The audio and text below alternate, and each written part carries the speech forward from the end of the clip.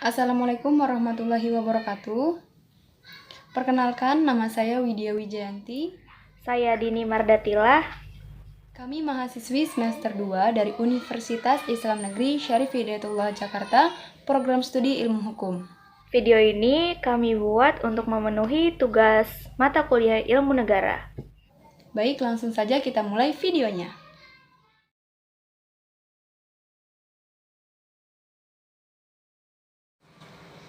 Baik, dalam kehidupan sehari-hari kita sering mendengar dan mengucapkan istilah negara. Akan tetapi belum tentu kita mengetahui dan memahami pengertian dari istilah negara tersebut.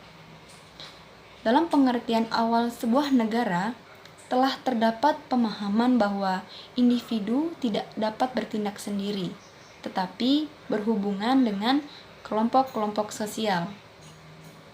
Dalam sebuah negara, kelompok-kelompok sosial tersebut secara keseluruhan merupakan warga negara yang merefleksikan pekerjaan, pemahaman-pemahaman individu, pandangan-pandangan politik, kepercayaan-kepercayaan agama, dan gaya hidup di dalamnya, di mana ada satu kelompok yang akan meliput atau mengcover itu semua yang saat ini kita kenal sebagai negara.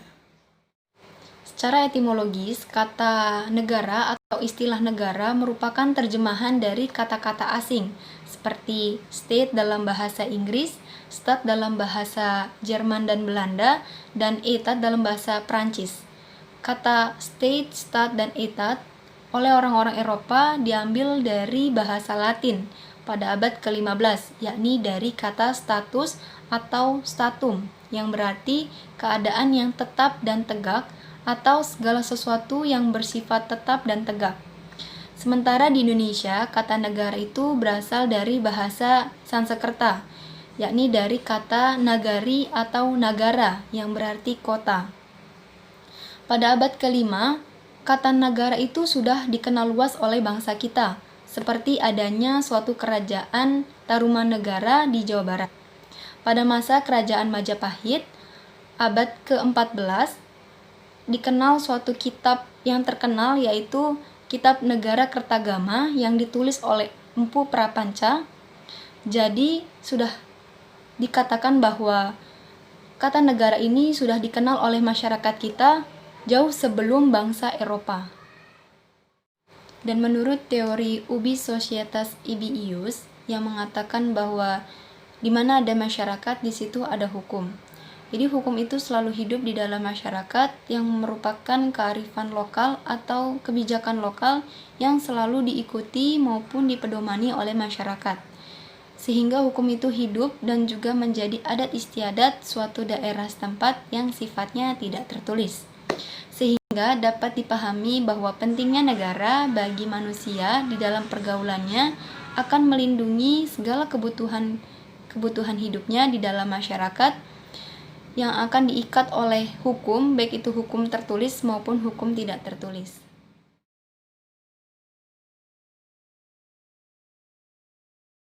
Baik, yang pertama yaitu menurut Roger Hasseltau dalam bukunya yaitu Education for Politics tahun 1961 yang mengatakan bahwa negara adalah alat atau wewenang yang mengatur dan mengendalikan segala persoalan bersama atas nama masyarakat.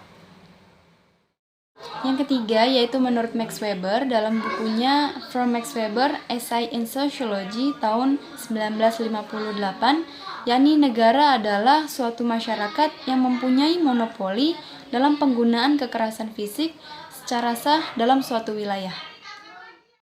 Yang keempat yaitu menurut McLever dalam bukunya yakni Modern State tahun 1955, yakni negara adalah asosiasi yang menyelenggarakan penertiban dalam suatu masyarakat dalam suatu wilayah dengan berdasarkan sistem hukum yang diselenggarakan pemerintah yang untuk maksud tersebut diberikan kekuasaan memaksa.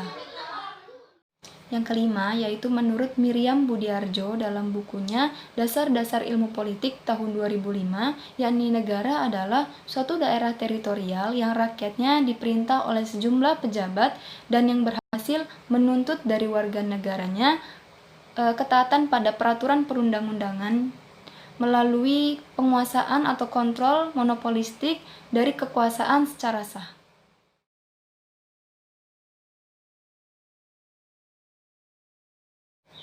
Meskipun negara memiliki definisi yang berbeda, akan tetapi pada hakikatnya negara memiliki sifat yang selalu sama, seperti yang dikatakan Prof. Miriam Budiarjo, yakni yang pertama, negara memiliki sifat memaksa. Nah, memaksa di sini maksudnya itu adalah negara mempunyai wewenang atau kekuasaan untuk melakukan kekerasan fisik agar peraturan perundang-undangannya dapat ditaati, sehingga penertiban dalam masyarakat dapat tercapai dan timbulnya anarki dapat dicegah.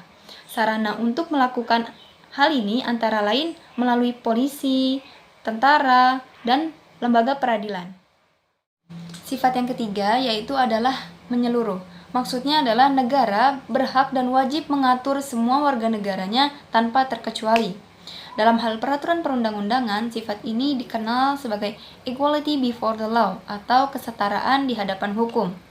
Hal ini diperlukan sebab jika seseorang dibiarkan berada di ruang lingkup aktivitas negara, maka usaha negara dalam mencapai masyarakat yang dicita-citakan tidak akan tercapai. Sehingga sifat ini yang membedakan antara negara dengan organisasi lain dalam hal keanggotaannya yang sukarela.